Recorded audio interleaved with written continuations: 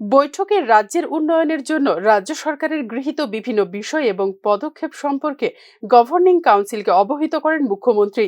রাজ্য সরকারের লক্ষ্য 2047কে সামনে রেখে রাজ্যে উন্নয়ন কর্মকাণ্ড পরিচালনা করছে বলে সভায় জানান মুখ্যমন্ত্রী।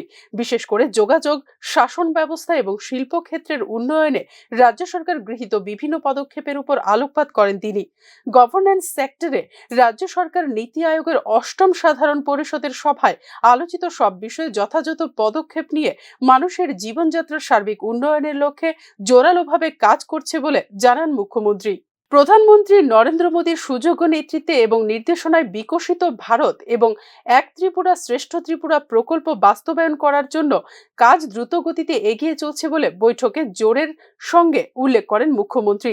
এই গুরুত্বপূর্ণ বৈঠকের আলোচনা ও সিদ্ধান্তগুলি দেশের যুক্তরাষ্ট্রীয় পরিকাঠামোকে শক্তিশালী করে আরো অনেক দূর এগিয়ে নিয়ে যাবে বলে নীতি আয়োগের সভায় জানান মুখ্যমন্ত্রী Manik Saha. Bureau report, news নাও।